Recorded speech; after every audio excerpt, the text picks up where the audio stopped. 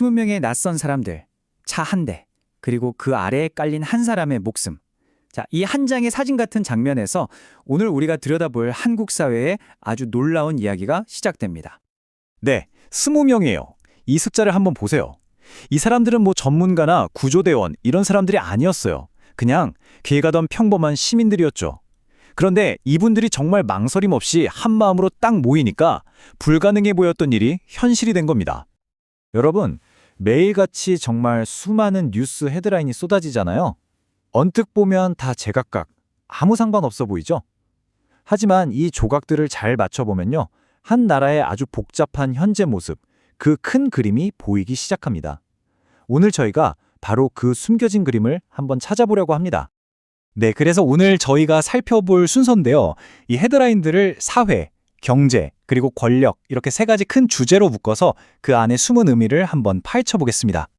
자, 그럼 첫 번째 퍼즐부터 맞춰볼까요? 바로 사회입니다. 오늘 뉴스에 나타난 한국 사회의 두 얼굴, 그러니까 정말 경이롭게 하나가 되는 모습과 동시에 좀 위태롭게 삐걱거리는 모습, 이 두 가지를 같이 한번 들여다보겠습니다. 이 사건, 대전 신탄진동에서 일어난 일입니다. 한 50대 여성이 마트 주차장에서 그만 차에 깔리는 사고를 당했는데요. 그 순간 정말 약속이라도 한 것처럼 20명이 넘는 시민들이 달려들었어요. 다 같이 힘을 합쳐서 차를 들어올렸고 결국 여성을 구해냈습니다.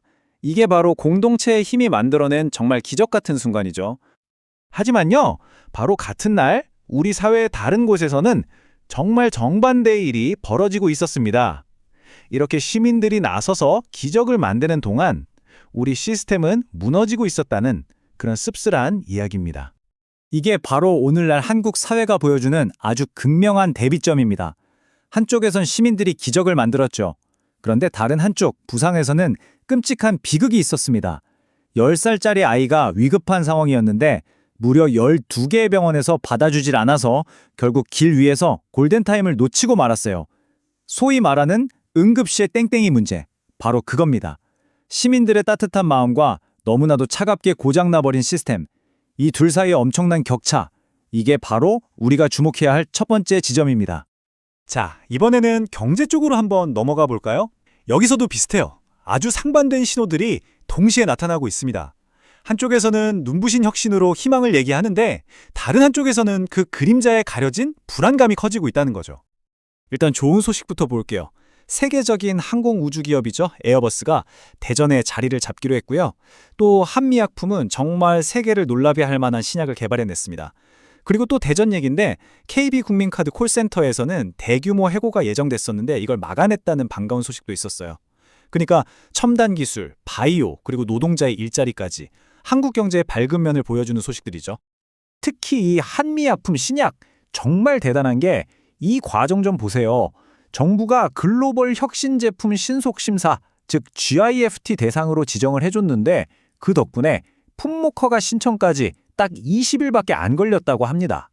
이런 속도라면 2026년 하반기에는 시장에 나올 수 있을 거라는 거죠. 정말 엄청난 속도전이에요. 79.42%, 이 숫자가 바로 이 약이 얼마나 대단한지를 보여주는 겁니다. 임상 3상 시험 결과인데요. 이 약을 쓴 사람 18은 체중을 5% 이상 뺐다는 얘기예요. 와, 이 정도면 정말 시장의 판도를 완전히 뒤흔들 수 있는 그런 데이터라고 할 수 있겠죠? 그런데요, 이렇게 화려한 성공 스토리 뒤에는 또 다른 현실이 있습니다. 이런 혁신의 빛이 사실 우리 모두의 일상을 비춰주지 못하고 있거든요. 오히려 그 이면에는 아주 힘겨운 생계의 압박이 자리하고 있습니다. 지금 현실을 보면요. 원달러 환율이 1,480원을 넘어섰어요. 이러면 수입 물가가 당연히 오를 수밖에 없고요. 당장 우리 식탁 물가가 정말 무섭게 치솟고 있죠. 오죽하면 금마늘이라는 말까지 나왔겠습니까? 네, 금마늘. 말 그대로 금처럼 비싼 마늘이라는 뜻인데요. 이게 그냥 마늘 비싸다 이 정도 얘기가 아닙니다. 인플레이션이라는 좀 막연하게 느껴졌던 경제 문제가 이제는 우리 집 식탁을 직접적으로 위협하는 아주 구체적인 현실이 됐다는 걸 보여주는 그런 상징적인 단어인 거죠. 자, 이제 마지막 주제로 넘어가 보겠습니다. 바로 권력의 문제입니다. 국가안보라는 큰 틀에서 그리고 우리 국내 정치판에서 어떤 중요한 변화의 바람이 불고 있는지 한번 따라가 보죠. 여기서 한번 이런 질문을 던져볼게요. 지금 대한민국은 국가 안보의 판을 어떻게 새로 짜려고 하고 있을까요? 이 질문에 대한 답이 굉장히 중요한 지정학적 뉴스로 이어집니다. 바로 이겁니다. 우리나라 국가안보실장이 미국에 가서 한국이 자체적으로 핵 추진 잠수함을 만들 수 있게 해달라, 이런 특별 협정을 추진하고 있다는 소식이에요. 이건 그냥 무기 하나 더 사오겠다, 이런 차원의 얘기가 아니고요. 국가 방위 전략의 패러다임 자체를 바꾸는, 어쩌면 역사적인 움직임이 될 수도 있는 겁니다. 이렇게 밖에서는 거대한 안보 전략이 논의되고 있는데 그럼 안에서는 어떨까요? 여기서는 또 우리 아이들의 미래를 둘러싼 권력 다툼이 치열합니다. 차기 교육감 선거를 앞두고 진보 진영이 하나로 뭉치고 있고요. 또 다른 한편에서는 현직 교장이 부동산 사기 사건에 연루되면서 교육계 전체의 신뢰가 흔들리는 일도 있었습니다.